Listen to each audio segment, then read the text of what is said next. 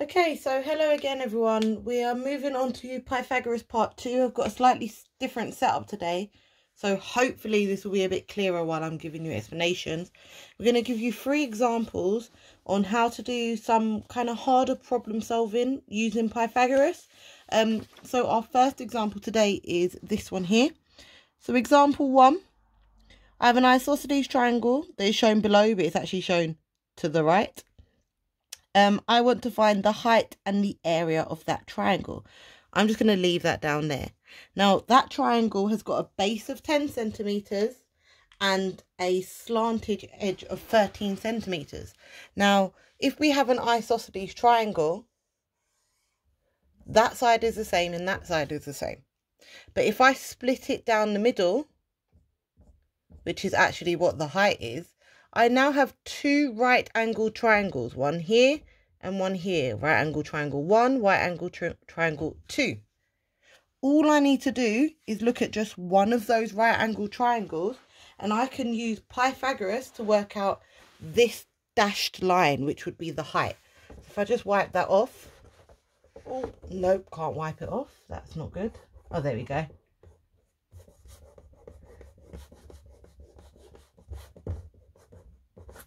You can see I didn't think that through. Let me just pause and get something better to wipe with.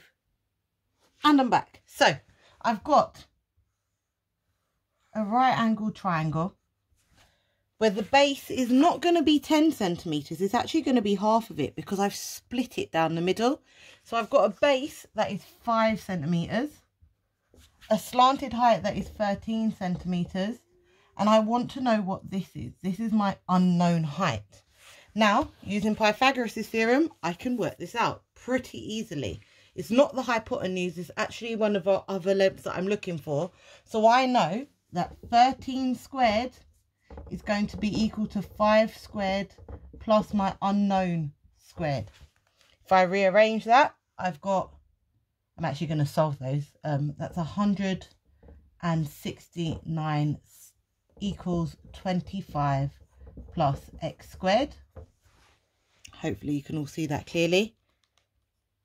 That would give me 144 equals x squared, and then that means x would be equal to 12. Hopefully you can see that I just square rooted to get from there to there. So the height would actually be 12 centimetres. So we have answered the first part of our example. Now I need to find the area of the triangle. So if I look at that triangle again, I've got a base of 10. I know that the height is 12 centimetres. How do I find the area of the triangle? Well, area equals base times height, all over 2. I know my base is 10. I know my height is 12. I divide it all by 2. I'll get 120 divided by 2, which equals 60 centimetres squared. Remember your units because it's the area. So I've solved our first example, and that is using Pythagoras with isosceles triangles. I'm now going to move on to our second example. Here's our second example. It says, find the length of x, give your answer to 1 decimal place.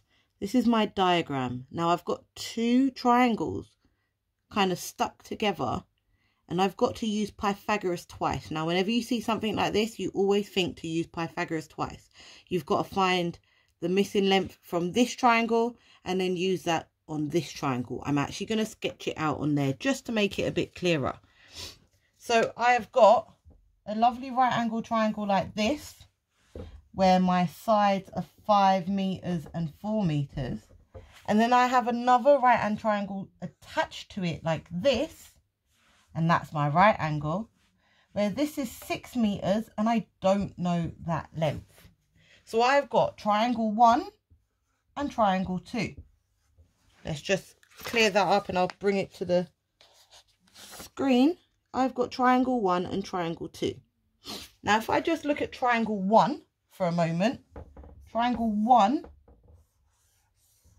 is 4, 5, and I need to find my hypotenuse. So this side here, I'm going to call it y. Y squared equals 4 squared plus 5 squared. Y squared equals 16 plus 25.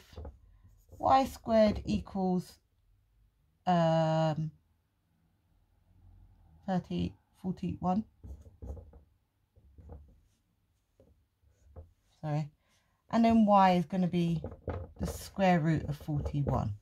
Now I can put that in my calculator, but rather than putting it in my calculator, I'm going to keep it as that number because it's more accurate rather than trying to round it to a very long decimal place. Now that I've found that missing length, I've just wiped it all off and put it up there. I know that that length is also the same as one of the missing lengths in triangle 2. So if I redraw triangle 2, this is my right angle. This is 6 meters. This is triangle 2. And this is root 41 meters because that is the shared length that was on both of the triangles. Now that I know those values, I can use Pythagoras all over again. Again, I'm looking for the hypotenuse, which is x. So if I solve this, I'm just keeping this out of the way. If I solve x for this one, x squared equals 6 squared plus 41. Well, it's going to be the square root of 41 squared, which is just 41. So x squared equals 36 plus 41. X squared equals 77. X is going to be root 77. And if you put that in your calculator to one decimal place, because that's what the question asks for, it's going to be 8.8 meters. Let me just show you my calculator there. Square root of 77 is 8.77, blah, blah, blah, blah. That will just be 8.8 when you round it. So our missing side there is 8.8 meters. So this side, x, is 8.8 meters. So that is your second example. So it's when you have to use Pythagoras twice. Just to be clear, when you see any example with two triangles together, you are using Pythagoras twice. When you use Pythagoras twice, you're finding one missing edge so that you can use that missing edge to find another missing edge. Hopefully that is a clear enough explanation, but if not, there's always loads of videos on YouTube that will show you how to do multi-step Pythagoras. Now the third example and the last example is this one here. It says, find the length of the diagonal of a rectangular football pitch that measures 46 by 79 meters. Give it to 3 significant figures. Now that's a lot and it hasn't got a diagram, so I'm going to think about that again and draw it out. I want to find the diagonal length of a rectangular football pitch. So it's rectangular football pitch that measures 46 meters by 79 meters, and I want to find the length of the diagonal. We've seen things like this before in the last week's homework. So I can see already that I've got two right angled triangles here. I've got one here and I've got one here.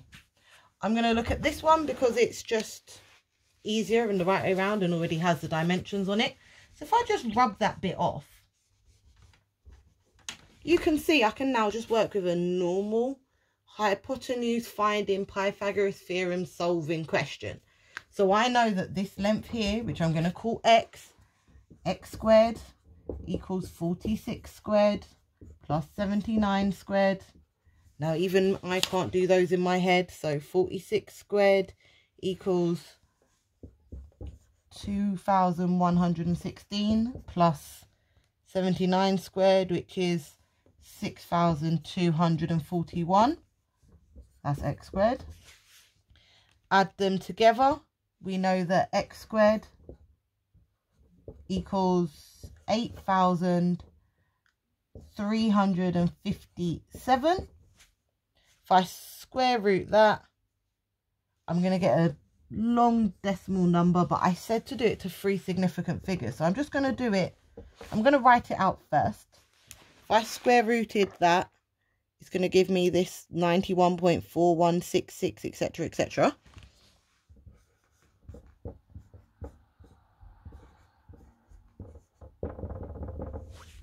to 3 significant figures, I'm looking at the 3 numbers that are useful. So this is, and this is. That means I'm rounding after this number.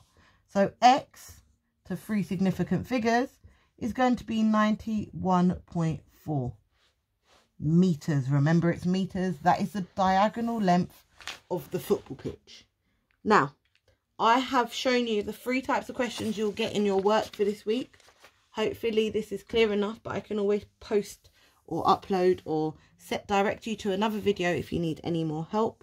Hopefully that makes sense. Hopefully this setup is clear enough for you. And I'll send you another video next week for our next learning. Bye guys.